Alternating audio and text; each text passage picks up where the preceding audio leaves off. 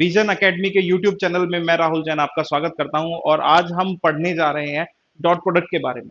तो simply dot product का formula तो हम जानते ही है, वो भी हम देख लेंगे।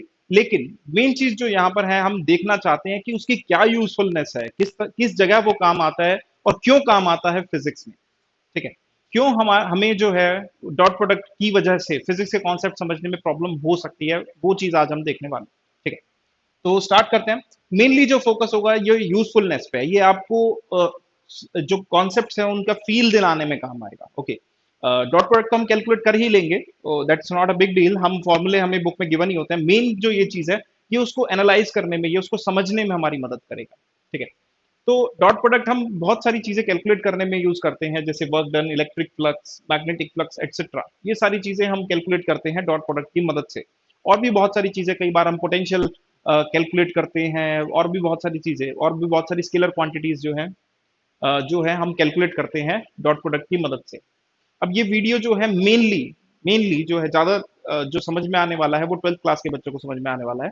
11th क्लास के बच्चों को हो सकता है डॉट प्रोडक्ट के बारे में ज्यादा जानकारी ना हो, जो अभी देख रहे हैं, तो उनके लिए ये वीडियो बहुत ज्यादा यूजफुल नहीं हो सकता है। बट आई विल ट्राई कि सबको कुछ को ना कुछ बेनिफिट हो इस वीडियो से।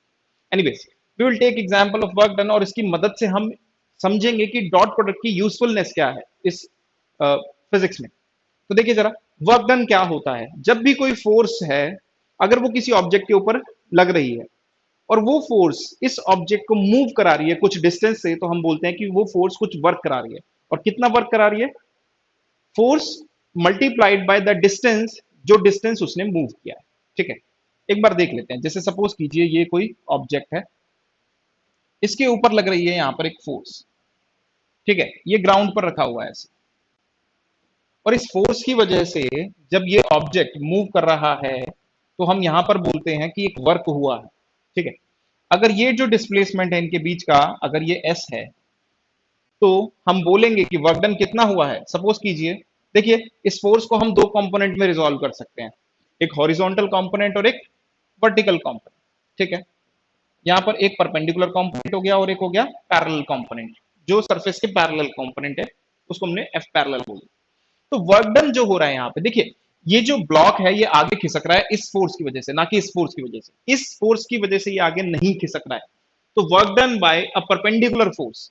देखिए, अगर ऑब्जेक्ट ऐसे मूव कर रहा है और एक फोर्स ऐसे लग रही है, तो हम बोलते हैं कि वर्क डन कितना है? जीरो है। क्यों? क्योंकि ऐसी फोर्स कभी भी ऑब्जेक्ट को इस डायरेक्शन में नहीं लेके जा सकती। सोच के देखिए इस बात को। अगर मैं ऐसे किसी ऑब्जेक्ट को लिफ्ट कर रहा हूं, तो क्या वो आगे मूव कर सकता है? या सपोज कीजिए कि अगर मैं फोर्स आगे की तरफ लगा रहा हूं, तो क्या ऑब्जेक्ट अपने आप वर्टिकली ऊपर जा सकता है या नीचे जा सकता है क्या? तो ऐसा पॉसिबल नहीं है। तो हमेशा जो फोर्स आपको गिवन है, उसके दो कंपोनेंट हम करते हैं, एक पैरेलल जो डिस्प्लेसमेंट के पैरेलल है, और एक परपेंडिकुलर है। तो परपेंडिकुलर से कोई काम नहीं होता कंपोनेंट से। ठीक है, एंड सपोज कीजिए ये एंगल अगर थीटा है, तो पैरेलल कंपोनेंट कितना निकल के आएगा? F cos theta.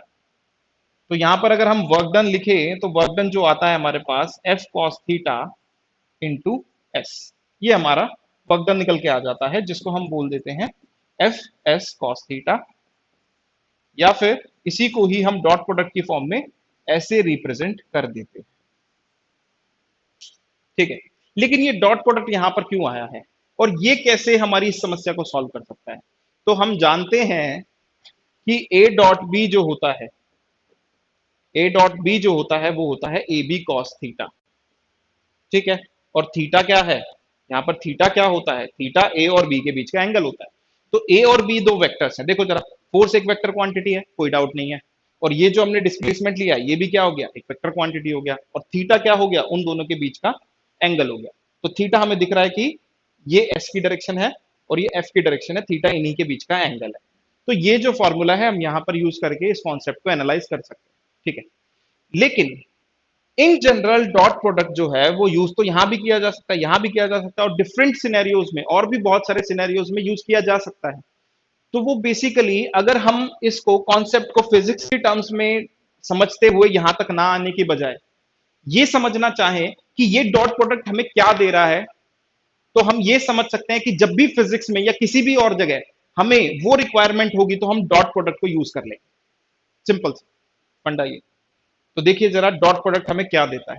Dot product क्या करता है? एक वेक्टर को, देखिए कोई भी दो वेक्टर हम ले लीजिए यहाँ पे, और इसको थोड़ा ध्यान से सुनिएगा क्या कह रहे हैं हम। अगर ये कोई वेक्टर ले लिए हमने ए और बी,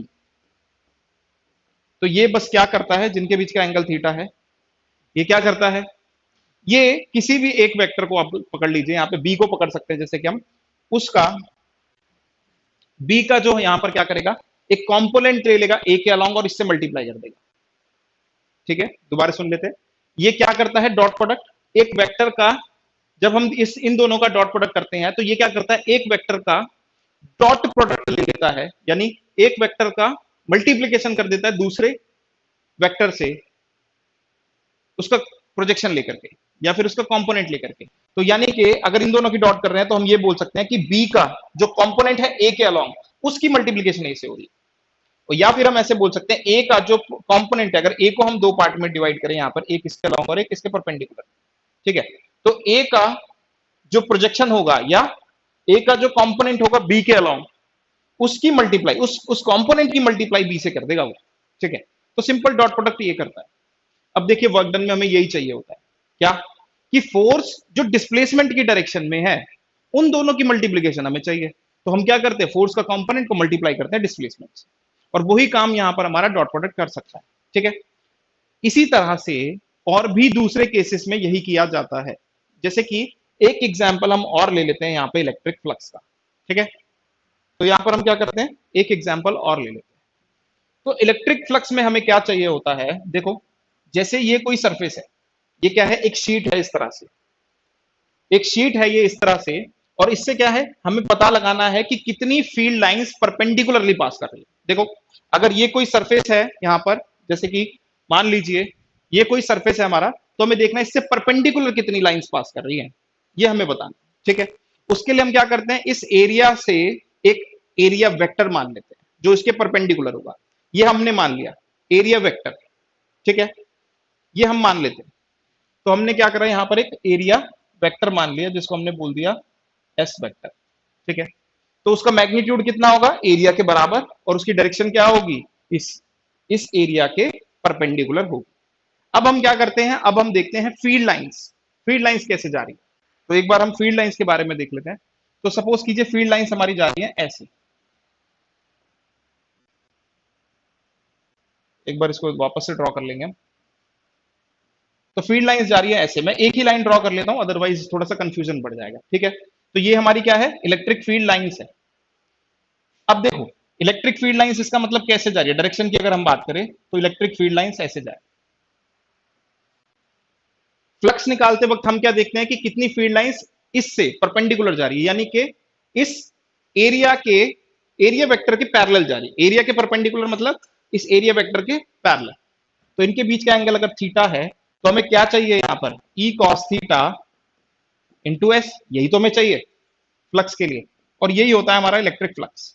ठीक है, सेम चीज जो है वो डॉट प्रोडक्ट कर सकता है, क्योंकि डॉट प्रोडक्ट क्या कर सकता है, एक वेक्टर जो है उसका कंपोनेंट दूसरे वेक्टर के अलोंग लेकर के उस कंपोनेंट को इससे मल्टीप्लाई करके दे देता है। तो अगर आप यहां पर डॉट प्रोडक्ट यूज करेंगे तो ये काम बन जाएगा। तो बेसिकली एक कॉन्सेप्ट था हमारा फिजिक्स में जो हमें चाहिए था। ठीक है, जो हमारी यूजफुलनेस है उसको फुलफिल करने के लिए हमने एक यहां पर ऑपरेशन डिफाइन कर दिया जिसको हमने बोल दिया डॉट प्रोडक्ट। और अगर हम ऐसे उसका मीनिंग समझते हैं कि डॉट प्रोडक्ट किस जगह काम आता है और किस तरह से काम आता है, तो जहां भी फिजिक्स में वो यूज हो रहा है वहां पर उस जगह पर हम उसको पहले से उसको देखते ही हम समझ सकते हैं। तो वहां पर फिर उसमें फिर हमें दिक्कत नहीं होती है। अदरवाइज कॉन्सेप्ट में क्या होगा, जब हम उसको पढ़ना शुरू करेंगे फिर हमारे सर दर्द होना शुरू हो जाएगा कि डॉट, फिर से डॉट प्रोडक्ट आ गया, फिर से क्रॉस प्रोडक्ट आ गया, फिर से एडिशन ऑफ वेक्टर्स आ गया। तो अगर हमें इनकी यूजफुलनेस पता है तो हम खुद से सोच सकते हैं अच्छा यहाँ पे तो ये आना चाहिए। ठीक है, तो this was all about usefulness of vectors in physics and इसके बाद हम अगली वीडियो में क्रॉस प्रोडक्ट के बारे में बात करेंगे। तब तक के लिए गुड बाय। और इस वीडियो को अगर आपको पसंद आए तो इसको चैनल को सब्सक्राइब कीजिए, लाइक कीजिए, शेयर कीजिए, और प्लीज बेल आइकन को प्रेस करना ना भूलिएगा।